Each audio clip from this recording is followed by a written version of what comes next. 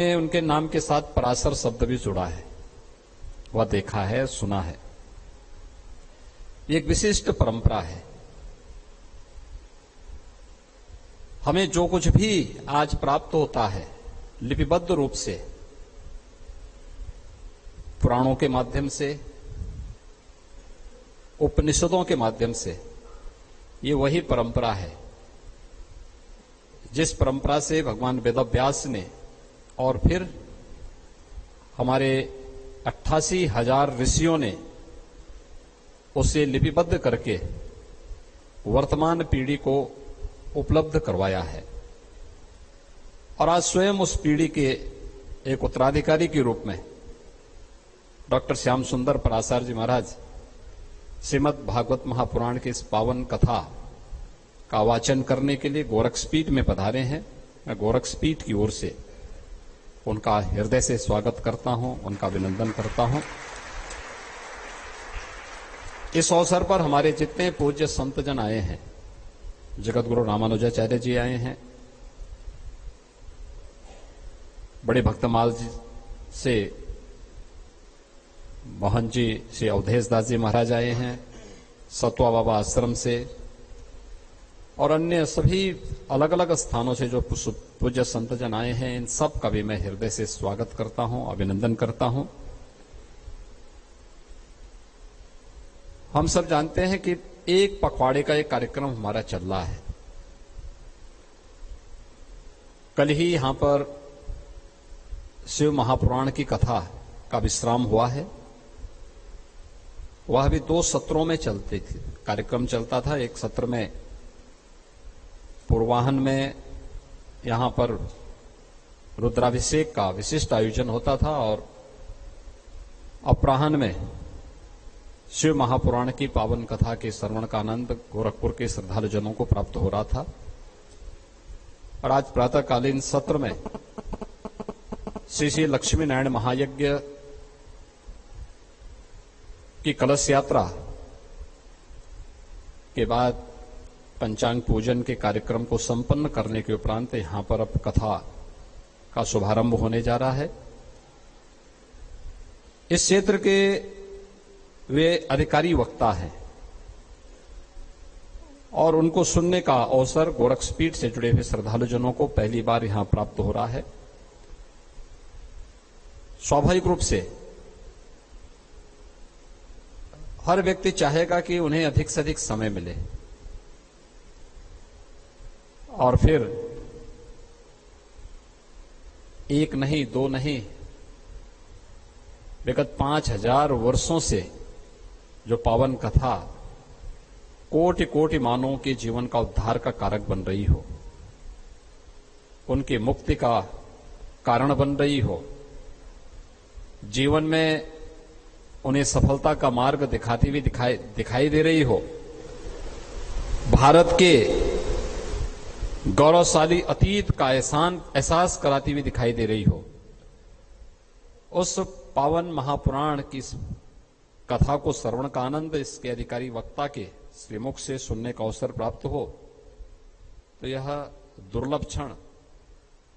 आप सबको इस बार प्राप्त हो रहा है। और वह भी तब जब इस प्राचीन पीठ पे अलग अलग जो मंदिर पड़े थे उनके पुनरुद्धार करके उनमें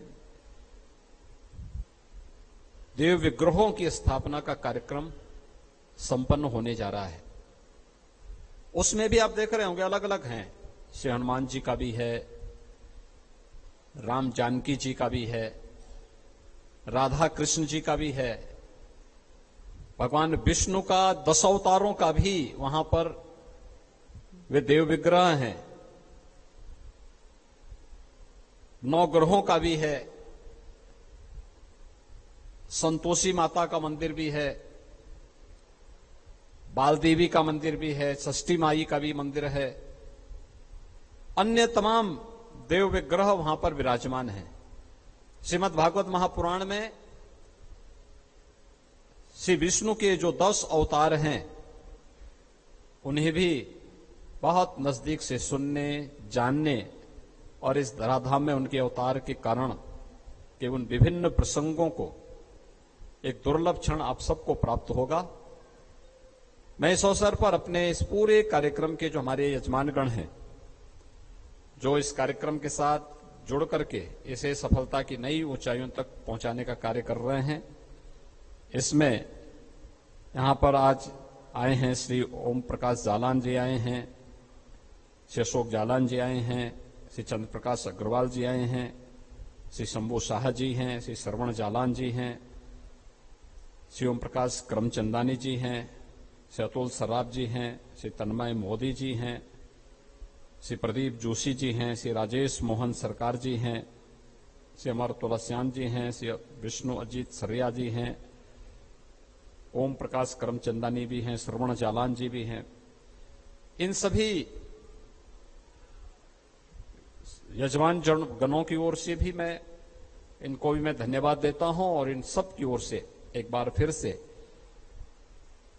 इस पावन कथा के जो अधिकारी वक्ता हैं, श्रीमद् भागवत महापुराण के कथा व्यास डॉक्टर श्याम सुंदर पराशर जी महाराज